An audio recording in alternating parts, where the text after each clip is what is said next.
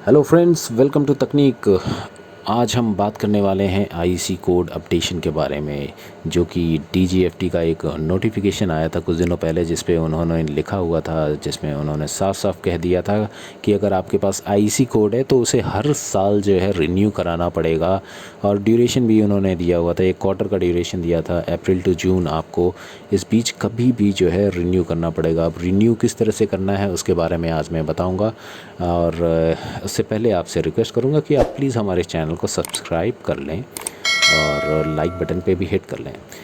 यहाँ पर आपको मैं गूगल पे जा कर के दिखा रहा हूँ कि किस तरह से आपको सर्च करना है। बहुत ही सिंपल तरीका मैंने रखा है। यहाँ पे डीजीएफटी लिखेंगे और डीजीएफटी आईसी लिख देते हैं ताकि हम सीधे उस पेज पे जा सकें।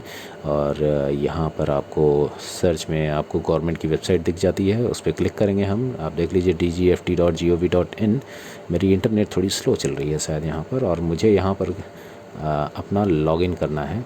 तो मैं पहले से ही जैसे यहाँ पर लॉगिन हूँ, तो मैं आपको यहाँ पे अपना डैशबोर्ड दिखा सकता हूँ। ये देख लीजिए डैशबोर्ड। मैंने आईसी कोड को हटा दिया है, हाइड कर दिया है यहाँ पर। यहाँ पे आपका आईसी कोड लिखा रहेगा और ऊपर आपकी कंपनी का नाम भी लिखा रहेगा या इंडिविजुअल का नाम जिसके नाम पे आईसी कोड इश्यू हुआ है। यहाँ पर अगर आपका लिंक अभी तक नहीं है, आपके डैशबोर्ड में ऐसा कुछ नहीं दिखाई दे रहा, तो आपको यहाँ पर हिट करना है, यहाँ पर क्लिक करना है। आप यहाँ पर जब क्लिक करेंगे तो आपको ये जो है आपका एग्जिस्टिंग आईसी कोड हिट करने का, लिंक करने के लिए जो है एक ज़रिया यहाँ पर बताएगा। ये रहा उसका window, link your existing IC and apply for new IC code के लिए भी आप वहाँ से एप्लीकेशन लगा सकते हैं। तो यहाँ पर आपको पहले फ्रंट पे ही ये पैनल दिखा देता है, ये स्टेटस दिखा देता है, वैलिडिटी बता देता है क्या है स्टेटस। और जो अपडेट करना वो हमें यहाँ से करना है, अपडेट मॉडिफाई आईसी। यहाँ पर हम क्लिक करके ही आगे बढ़ेंगे और मैं इस पर ही क्लिक करूँगा और ये दूसरा पेज खुल जाता है हमारे सामने। दूसरे पेज पे आप देख रहे हैं यहाँ पे ब्लैंक पड़ा हुआ है, कुछ भी नहीं है, क्योंकि अभी कोई वैसा स्पेसिफिकेशन नहीं किया गया, ऐसा कोई अपडेट नहीं दिया गया। आइए हम यहाँ पर जब अपडेट करने जाएंगे तो यहाँ पर हमें क्लिक करना है स्टार्ट फ्रेश एप्लीकेशन पे, और फिर उसके बाद यहाँ पर जो है सारे डेटा आपको फिल करने हैं। अगर आपका पहले से ही लिंक था आईसी तो कोई दिक्कत की बात नहीं है, यहाँ पर आपको कोई ज़्यादा कुछ नहीं करना है। बस आपको चेक करना है कि सारे डेटा वैसे ही मौजूद हैं या नहीं हैं, या कुछ कमियां हैं, इसमें खामियां हैं, वो बस आपको चेक करना है। उसके बाद मैं आपसे फिर से माफ़ी मांगूंगा क्योंकि यहाँ पर मुझे डेटा हाइड करना पड़ रहा है, क्योंकि यहाँ पर जो मेरे क्लाइंट के डेटा हैं वो मैं नहीं दिखा सकता, और उसके लिए सॉरी। तो यहाँ पर आपको बस अपने डेटा इन्फॉर्मेशन सारे चेक करने हैं कि हमने जो डेटा भरा था वो प्रॉपर है या नहीं है, या पहले वाला ही है। अगर कुछ चेंजेस हैं तो आप यहाँ पर मेंशन कर सकते हैं प्रूफ के साथ। आपको वहाँ पर अटैचमेंट के लिए प्रूफ अपलोड करने के लिए दिया है, जैसे एड्रेस के लिए आपको इलेक्ट्रिसिटी बिल या कुछ आप वहाँ पे अपलोड कर सकते हैं। दूसरा जो है, यहाँ से हम आगे बढ़ते हैं सेव एंड नेक्स्ट पे क्लिक करके।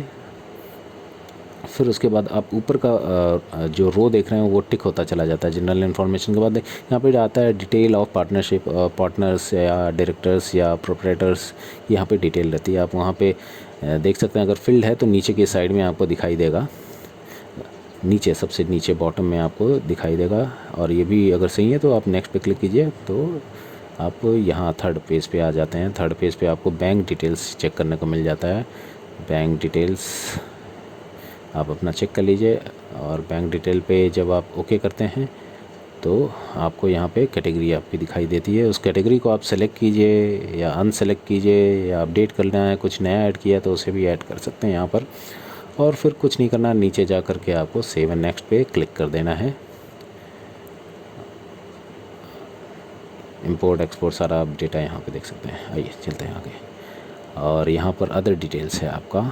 तो अदर डिटेल्स में जो है आपको ध्यान रखना है कि आप एक तरह से एग्रीमेंट यहाँ पर कर रहे हैं, जो भी आपने इन्फॉर्मेशन दी है डिक्लेरेशन में वो सब सही है। इस पर चेक कर दीजिए और अपना प्लेस लिख दीजिए, डेट ऑटोमेटिकली ये फेच कर लेता है आपका। फिर नीचे सेव एंड नेक्स्ट पे क्लिक कर दीजिए। ओके, और फिर अगला जो आता है वो फाइनल है, एप्लीकेशन समरी। आप पूरा डेटा चेक कर लीजिए, आपने जो डेटा डिटेल्स प्रोवाइड किए हैं वो सब बराबर है या नहीं। अगर कोई उसमें कमियां खामियां नज़र आ रही हैं तो उसे बैक करके आप जो है करेक्ट कर सकते हैं, और फिर उसके बाद इस ऑप्शन पे वापस आ सकते हैं। यहाँ पर आप पूरा डेटा चेक कर सकते हैं, थॉरली आप देख सकते हैं यहाँ सारे इन्फॉर्मेशन सही से भरे गए हैं या नहीं भरे गए हैं। और जैसा कि मैंने आपसे कहा कि मैं हाइड करके रखा हूँ because of this reason only कि ये मैं किसी का लाइव अपडेट कर रहा हूँ।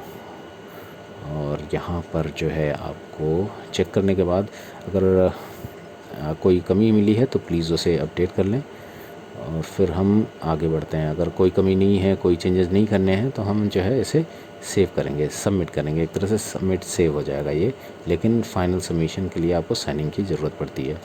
तो हम जो है इसे साइन करेंगे अब फाइनल के लिए।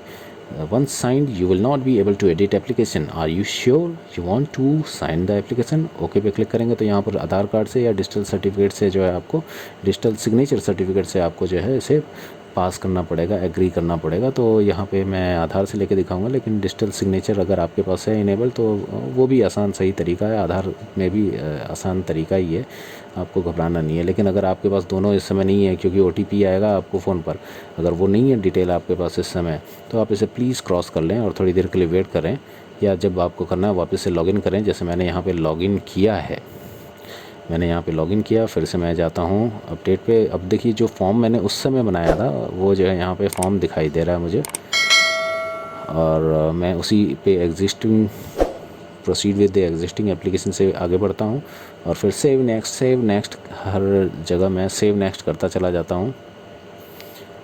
और फिर वही लास्ट वाले साइन वाले जगह पे मैं आ जाऊँगा और वहाँ पर जो है मैं इसे साइन करूँगा। लास्ट है अब ये जी, ये रहा मेरा एप्लीकेशन समरी।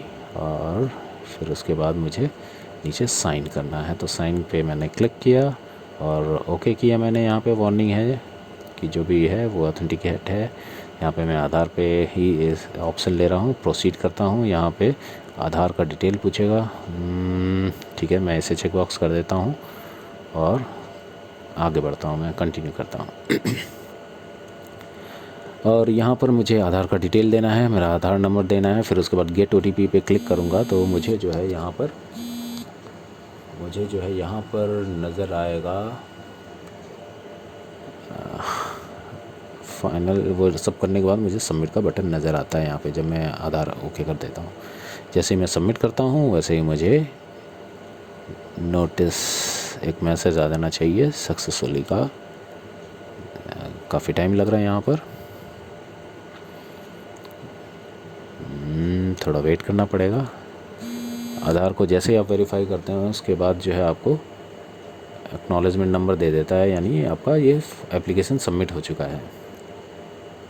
तो ये जब नंबर आपके पास आ जाता है तो फिर उसके बाद आपको ज़्यादा कुछ करने की ज़रूरत नहीं होती, सब कुछ आसान हो जाता है आपके लिए। फिर उसके बाद जैसे अप्रूव होता है वहाँ पर आपको एक मेल आ जाता है। ये मेल मेरे क्लाइंट ने मुझे फॉरवर्ड की थी, इसलिए मैंने उनकी ID वगैरह सब हाइड करके जो है आपको यहाँ पर दिखाया है कि DGFT की ओर से आपको मेल आ जाता है। So again thanks for watching the video, please subscribe to my channel. Thank you very much.